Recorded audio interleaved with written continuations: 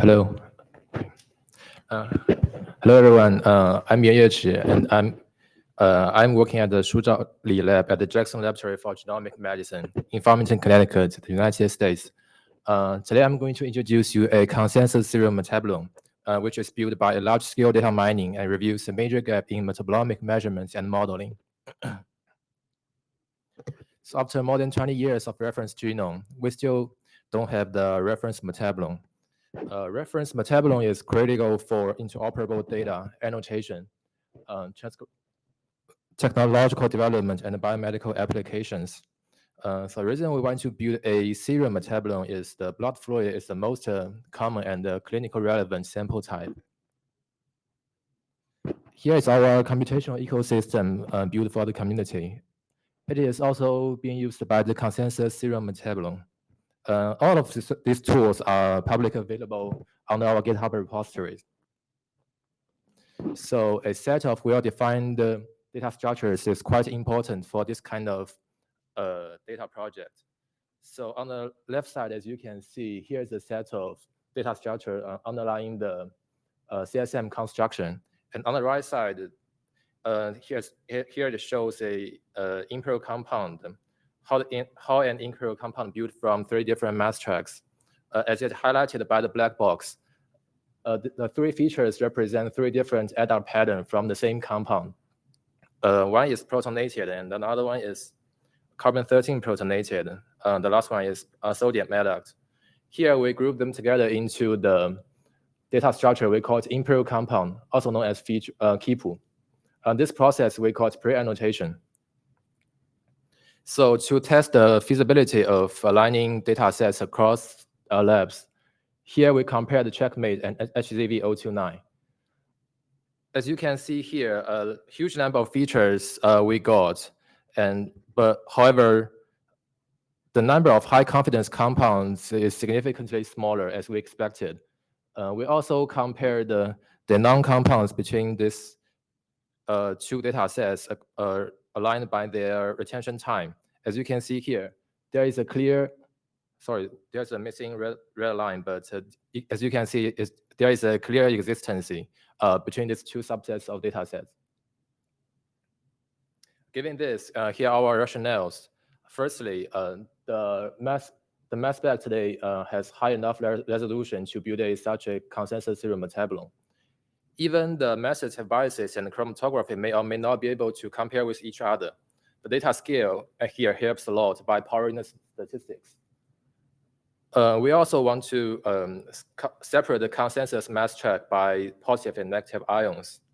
The pre-annotation is only valid within study, but neutral mass it generated will become a scaffold of CSM, so which will bridge different annotation models. Given this rationale, here's our assembling strategy. We collected all of the human serum data from the public data repository, and we come up with more than 800 data sets.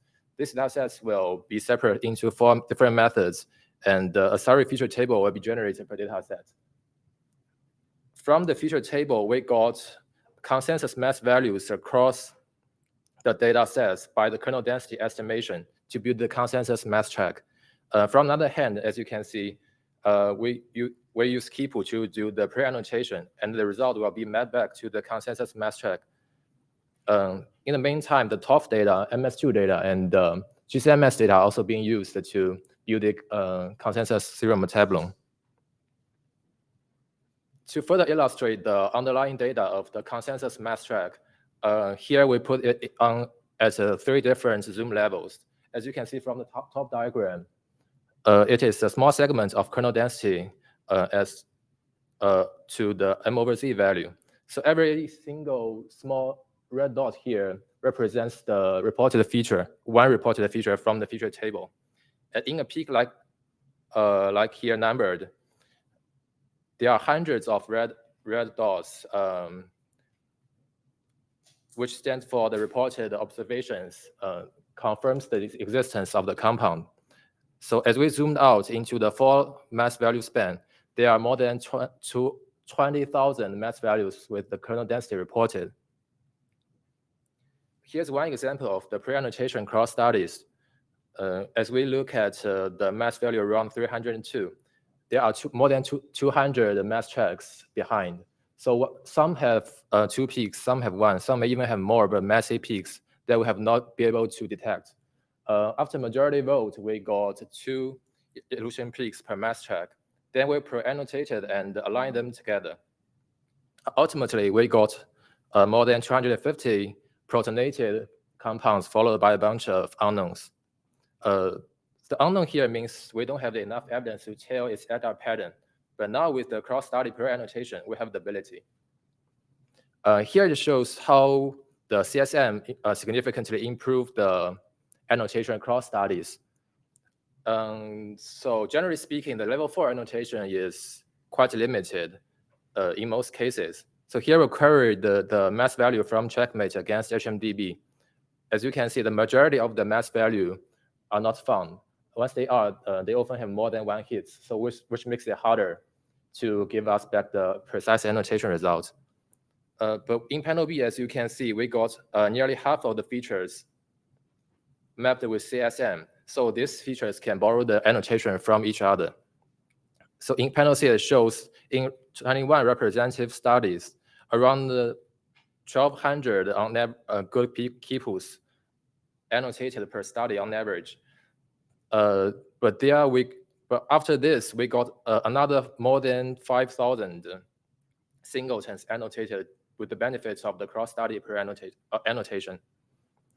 Here it shows a framework behind the CSM, which link the neutral mass with the compounds. So this framework will significantly help the community to accumulate and share their annotation results.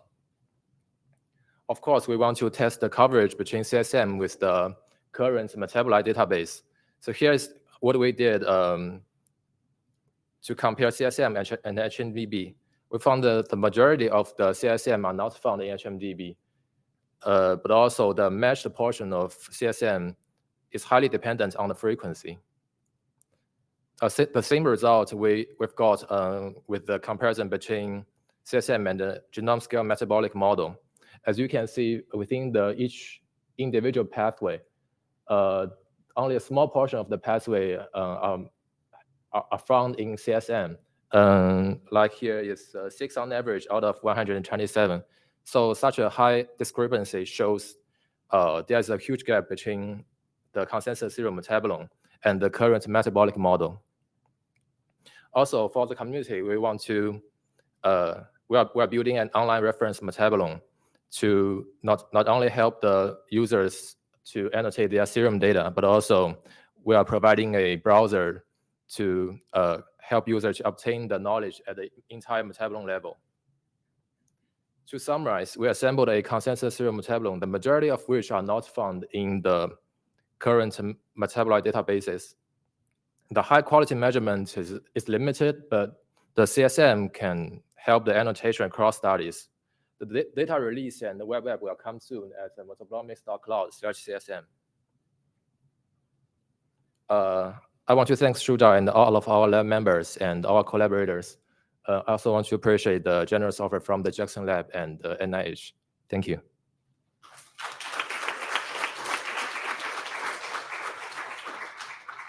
Thank you very much. So we're good on keeping on track. We have time for one question if we have.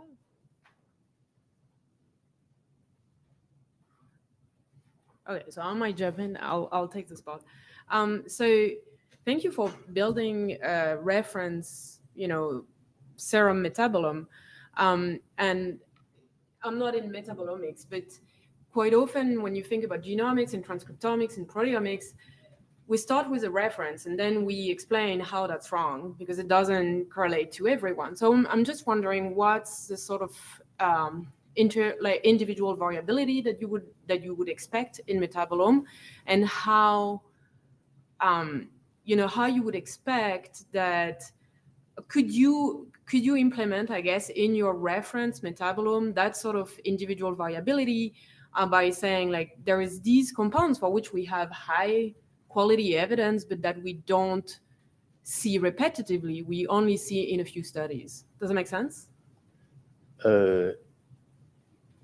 So even if we can report the low frequent Yeah. Compound. Yeah. I think firstly, this consensus metabolome is mostly depend on the data. So if they show less frequent, it might be a little bit harder to report all of them. But with the help of the mapping with other metabolite databases, and there's also some exposome databases. With the help with them, I think we can get the contaminant and metabolite separated. Okay. Yeah, which is still a work in progress. Yeah. Okay. Thank you. Okay, thank you. All right.